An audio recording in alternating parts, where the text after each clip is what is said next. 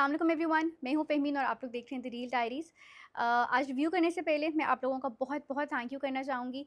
जिस तरह से आप लोग प्यार दे रहे हैं, आप लोग चैनल को सब्सक्राइब कर रहे हैं। अभी 2 वीक्स भी नहीं हुए और ऑलरेडी हम लोगों के 300 से ऊपर सब्सक्राइबर्स हो गए हैं। वीडियोज़ जिस तरह से आप लोग पसंद कर रहे हैं, 10,000 से ऊपर व्यूज़ जा रहे हैं हम लोगों के। So thank you so much for that. आप लोग बाकी लोग भी जिनको कंटेंट पसंद आ रहा है, कुछ ना कुछ क्लिक करें, प्लीज़ चैनल को ज़रूर सब्सक्राइब करें, वीडियोज़ को लाइक करें, फीडबैक देते रहें। रिव्यू पे अगर हम आएँ तो आज हम लोग बात कर रहे हैं बिस्मिल की 13th एंड 14th एपिसोड्स पे। जी, जब मैं एपिसोड्स देख रही थी वेडनेसडे और थर्सडे को ऑन एयर जब भी हुई, तो मैंने इस दफ़ा डायरी के अंदर प्रॉपर अपनी 3 लिस्ट बनाई। एक लिस्ट मेरी थी जिसके अंदर मैंने लिखा था कि मुझे क्या-क्या चीज़ें पसंद आ रही हैं। एक लिस्ट मैंने बनाई कि क्या-क्या चीज़ें जो है वो मुझे बिल्कुल लॉजिकलेस और स्टूपिड लग रही हैं। और एक लिस्ट मैंने बनाई कि क्या-क्या चीज़ें ड्रैग हो रही हैं और फिलर सीन्स हैं। ड्रामे की 2 एपिसोड्स देखने के बाद एंड में जो मेरी सबसे बड़ी लिस्ट थी वो थी ड्रैग वाली लिस्ट। सेकंड जो मेरी लिस्ट थी वो जो स्टूपिड चीज़ों की थी और जो थर्ड लिस्ट थी वो अनफॉर्चुनेटली बिल्कुल खाली थी। सो आई एम रियली सॉरी जितने भी फैंस बिस्मिल के देख रहे हैं, बट मुझे कुछ पसंद नहीं आ रहा। मुझे लग रहा है कि बहुत अच्छे आर्टिस्ट को बिल्कुल वेस्ट किया जा रहा है। कोई प्लॉट नहीं है, कोई क्लाइमेक्स नहीं है, कोई ट्विस्ट नहीं है। जो डे 1 से स्टोरी थी वही एपिसोड 13-14 तक भी है और अभी यही स्टोरी आगे तक ड्रैग होगी फिलर सीन्स डाल के। कोई 30 एपिसोड्स तक निकालेंगे इससे। खैर, एनीवेज़, आते हैं अपनी लिस्ट की तरफ। सबसे पहले जो मैंने बनाई है, जो कि मुझे बातें स्टूपिड लगी हैं और जिनका जो है वो मुझे जवाब चाहिए। एक तो मुझे लगता है कि इस ड्रामे का जो मेन कैरेक्टर है वो ना मासूमा है, ना टीटी साहब हैं और ना रेहान बेगम है। वो है मासूमा की लिपस्टिक। क्योंकि हर सीन के अंदर वो एक नई लिपस्टिक जो है नमूदार होती है। मासूमा सीढ़ियों से नीचे उतरी होंगी, एक और लिपस्टिक होगी। उसी सीन के उसमें जब वो बात कर रही होंगी, डिफरेंट लिपस्टिक होगी। मासूमा लड़ाई करेंगी टीटी साहब की बेगम रेहाम से, डिफरेंट लिपस्टिक होगी। उस लड़ाई के ऊपर गुस्सा करके वो वापस मॉल से निकल के ड्राइविंग कर रही होंगी, एक डिफरेंट लिपस्टिक होगी। उसी ड्राइविंग करते वक्त वो घर आएंगी और डिफरेंट लिपस्टिक होगी। फिर उसके बाद टीटी साहब बहुत ऐसे बाद मासूमा से मिलने के लिए आए रहे होंगे और वो तैयार हो रही होंगी, डिफरेंट लिपस्टिक। जब टीटी साहब आ गए हैं उनसे मिलने के लिए, डिफरेंट लिपस्टिक।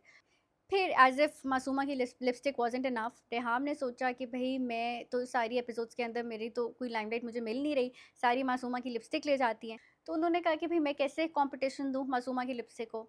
उन्होंने एक सीन के अंदर अपने पूरे कपड़े ही चेंज कर लिए।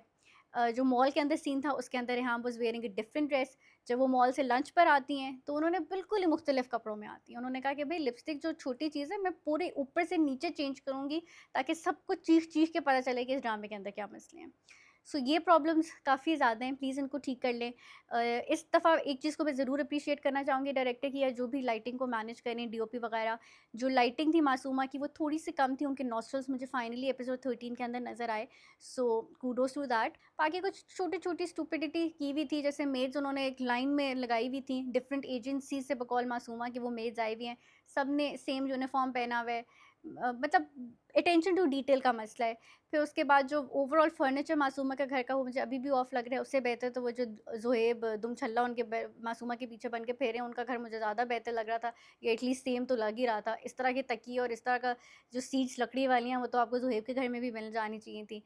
अच्छा, फिर एक चीज़ जो मुझे समझ नहीं आई, जब टीटी और मासूमा जो हैं वो खाना खा रहे होते हैं, रेहाम की कॉल आ जाती है, टीटी हैड टू लीव। उसके बाद जो मासूमा का पूरा रोने-धोने वाला सीन था, पहले मुझे लगा कि क्या is she actually in love with TT, कि उनको टीटी का टाइम चाहिए। भई तुम टीटी से पैसे लो, तुम शॉपिंग करो, तुम एन्जॉय करो, तुम कब से चाहती थी कि तुम्हारे पास ज़्यादा पैसे हों, तुम इस तरह से चैरिटी दे रही हो, इस तरह से बैग्स ले रही हो, ब्रांडेड चीज़ें कर रही हो।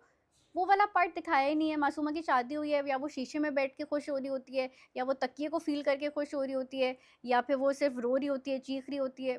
भई तुम थोड़ा-सा दिखाएँ तो सही कि वो खुश हो रही है। स्टार्ट में कोई एक आध सीन तो होना चाहिए था ना कि फाइनली उसके पास पैसे आए हैं।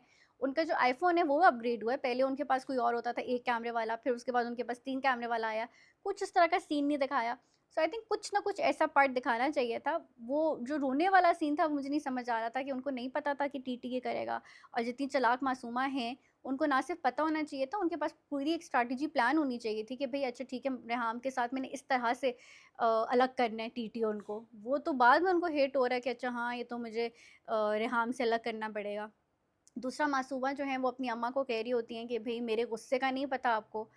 वो सीन देखकर आई वाज़ लाइक नहीं, नहीं पता गुस्से का, आपका गुस्सा कब दिखाया है?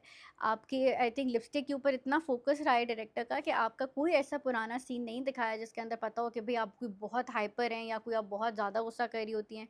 हरीम की जो एक्टिंग थी एज एन एक्टर, उससे कि वो बहुत अच्छी थी, she is a very talented actress.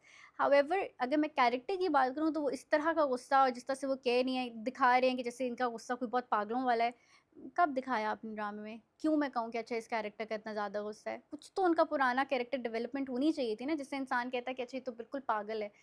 सो वो मुझे समझ नहीं आया। फिर उसके बाद जो आपके टीटी साहब हैं, वो कह रहे हैं मासूमा को, जब रेहाम उनको मॉल के अंदर बातें सुनाती हैं, ज़्यादा तो बातें वैसे मासूमा ही सुना रही होती हैं, लेकिन फिर जब मासूमा रो रही होती है, टीटी थोड़ी तसल्ली दे रहे होते हैं। वो आगे से कहते हैं कि तुम्हारी आँखों में मैं आँसू नहीं देख सकता। क्यों? क्यों नहीं देख सकते? कब इतनी मोहब्बत हुई? कैसे इतनी मोहब्बत हुई? ठीक है, समझ आता है कि उनकी क्या अट्रैक्शन वाला एलिमेंट क्यों है, थोड़े से यंग दिखाई है कंसिडरिंग कि वो भी फ्रेश ग्रेजुएट है। जो भी स्क्रीन एज है उसकी बात अब हम नहीं करेंगे, क्योंकि वो तो आई थिंक मैं पहले भी बता चुकी हूँ कि मासूमा का जो कैरेक्टर है वो इतना यंग नहीं लग रहा जितना उनको दिखाया है। बट चलें, अ, मासूमा की अट्रैक्शन थी कि भाई वो बहुत ज़्यादा खूबसूरत भी दिखाई, रेड लिपस्टिक्स वगैरह, तैयार श्यार, ब्राइट कलर्स। फिर वो फुल ऑन टीटी साहब की तारीफ़ें भी करती रहती थी, टीटी साहब को एक लेवल ऊपर भी रखती थी कि आपका रोब पसंद है, दबदबा पसंद है, ऐसा ही मुझे चाहिए और ये। तो टीटी साहब को वो एक ईगो बूस्ट मिलता रहता था, वहाँ तक समझ आती है। लेकिन इतनी मोहब्बत कब हुई आपको कि आप इस तरह की डायलॉग्स बोल रहे हो, कि मैं आँसू नहीं देख सकता आँखों में। मतलब थोड़ी-सी या तो उनकी कोई केमिस्ट्री दिखाते, कुछ इस तरह का अच्छा बॉन्ड दिखाते। यूज़लेस सीन्स आपने डाले होते हैं, फिलर सीन्स डाले होते हैं, जिसमें कभी बाप की फिज़ियोथेरेपी दिखा रहे हैं, कभी आप वो जो दुम छल्ले हैं ज़ुहैब, उनका कोई यूज़लेस एक सीन डाल देते हैं, कभी माँ की बात दिखा रहे हैं कि वो नसीहतें कर रही हैं, वो परेशान हो रही है कि मासूमा जो है वो हमें भूल तो नहीं जाएगी, फिर बाप परेशान हो रहा है कि मासूमा जो है वो हमें भूल जाएगी, उसकी क्लास डिफरेंट हो गई है।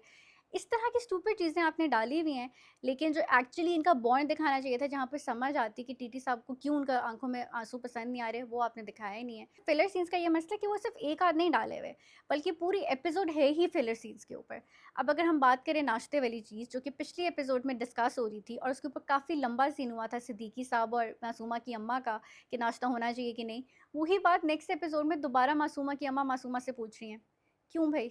उस नाश्ते को इतनी इंपॉर्टेंस क्यों जा रही है? उसकी इतनी प्रॉपर कैरेक्टर डेवलपमेंट क्यों हो रही है कि नाश्ते को पहले स्टार्ट में डिस्कस किया, फिर मिड उस क्लाइमेक्स आया नाश्ते का, फिर क्लोज़र में ला कि नहीं मासूमा को नहीं चाहिए। किसी और कैरेक्टर की इस तरह की कैरेक्टर आर्क नहीं है जिस तरह की इस नाश्ते की थी। सो वो सीन्स ऐसे डाले हुए हैं। फिर उसके बाद टीटी साहब जो हैं वो रेहाम के ऊपर सोने से पहले गुस्सा कर रहे हैं, फिर उसके बाद सोने के बाद गुस्सा कर रहे हैं, फिर 5-6 सीन्स जो हैं वो रेहाम के ऊपर गुस्सा किए जा रहे हैं। अब उसमें एक तो बात वो स्टूपिडिटी की तरफ इसलिए जा रही है कि टीटी साहब को है कि भई रेहाम को पता ना चले, और आप एकदम से अपना बिहेवियर इस तरह का ले आए हैं जिससे तो रेहाम क्या पूरी दुनिया को पता चल जाए, सिवाय उनके बेटे के, जो कि बहुत गूफ है, लेकिन सबको पता चल जाए कि कोई ना कोई मसला है। सो वो वाले सीन्स बहुत ज़्यादा ड्रैग हो रहे थे। फिर बीच में इस तरह की चीज़ें डाली हुई हैं कि टीटी साहब जो हैं वो मीटिंग्स करते हुए उनको दिखा रहे हैं, बोर्ड मीटिंग्स। मार्था को कह रहे हैं गाड़ी निकाल दो, फिर गाड़ी में जा रहे हैं, फिर फ्लैशबैक्स हो रहे हैं, कभी मासूमा को हो रहे हैं, कभी टीटी साहब को हो रहे हैं, एज़ इफ़ कि ऑलरेडी स्टोरी आगे कहीं नहीं जा रही है, इन्होंने कहा फ्लैशबैक्स भी डाल दो। अच्छा, सिद्दीकी साहब ने ना, उनका कैरेक्टर मुझे नहीं समझ आ रहा, क्योंकि वो कई बार बड़ी दकियानूसी बातें करते हैं। एक डायलॉग उन्होंने बोला था कि शादी के बाद बेटी के ऊपर माँ-बाप का हक नहीं रहता। क्यों नहीं रहता? मतलब एक शौहर के साथ आपका डिफरेंट रिलेशनशिप है, माँ-बाप के साथ आपका डिफरेंट रिलेशनशिप है। शौहर के साथ रिलेशनशिप स्ट्रॉन्ग करने का बिल्कुल ये मतलब नहीं है कि आप अपने माँ-बाप को बिल्कुल ही साइड पे कर दो। ऑब्वियसली अगर माँ पेरेंट्स को जब भी ज़रूरत पड़ेगी, बेटा होगा या बेटी होगी, दोनों को सपोर्ट करना चाहिए। It doesn't matter what your gender is, you should be there for your parents, because आपके पेरेंट्स ने आपके लिए जितनी अपनी कुर्बानी दी होगी, जितना सैक्रिफाइस किया होगा, बेटी-बेटा कोई डिफरेंस नहीं है। आपको भी उतना ही रिटर्न करने की ज़रूरत है। सो ये वाली बात मुझे नहीं पसंद आई कि जी हक नहीं जमा सकते। दूसरा, वो अपनी बेगम को कह रहे थे कि शादी के बाद बच्चे जब हो जाते हैं तो बीवी जो है वो बच्चों में दिन रात लगी रहती है और शौहर को भूल जाती है। अबे आप अच्छे शौहर बनते, आप बीवी का हाथ बटाते, बच्चों को सँभालने में, पैम्पर चेंज करने में, खाने में हेल्प करने के, तो बीवी जो है वो ना दिन रात लगी होती, बीवी के पास थोड़ा टाइम बच जाता अपने लिए तैयार होने के लिए, आपको कंपनी देने के लिए। तो मतलब इस तरह के जो बीच के में डायलॉग्स हैं, आई डोंट नो वो मैसेज कर रहे हैं, वो हाइलाइट कर रहे हैं इश्यूज़ सोसाइटी के, क्या करना चाह रहे हैं, वो मेरे लिए बिल्कुल ऑफ सीन है। खैर फाइनली उम्मीद है कि अगले एपिसोड के अंदर रेहाम को पता चल जाएगा कि टीटी साहब ने शादी की, और जो भी फिर फर्दर रिएक्शंस उन्होंने देने हैं वो 5-6 किस्तों में दे देंगे, क्योंकि मासूमा के पास वो मेड आ गई है जिन्होंने ऐसे घर में काम किया हुआ है जहाँ पे टीटी साहब का आना जाना लगा रहा था, तो मेड ने पहचान लिया कि ये तो रेहाम के शौहर हैं, और वो जो हैं अब उनकी शादी हो गई है मासूमा से। सो एपिसोड जो है वो ख़त्म यहाँ पर हुई है, और फाइनली आई थिंक अब जो मेड है वो कहीं ना कहीं तो गॉसिप शॉसिप करेगी और रेहाम तक मैसेज पहुंचाएगी। सो आई रियली होप कि नेक्स्ट एपिसोड के अंदर ये चीज़ क्लियर हो जाए और रेहाम को पता चले, रेहाम का रिएक्शन निकले, बच्चे के साथ जो होना है वो हो जाए और थोड़ी सी स्टोरी आगे चले। पिछले 4 एपिसोड से जो है वो शादी ही चल रही है, तो थोड़ा सा आगे होना चाहिए। आप लोग भी बताइएगा कमेंट सेक्शंस में कि आपको ड्रामा कैसा लग रहा है, पसंद कर रहे हैं, जो प्लॉट जिस तरह से प्रोग्रेस कर रहे हैं वो आप लोगों को समझ आ रही है या नहीं, कोई लूप होल्स वगैरह आप भी फील करें कि स्टोरी के अंदर बहुत ज़्यादा हैं। कमेंट सेक्शन में ज़रूर राय शेयर करें, चैनल को सब्सक्राइब करें, दुआ में याद रखें। अल्लाह हाफ़िज़।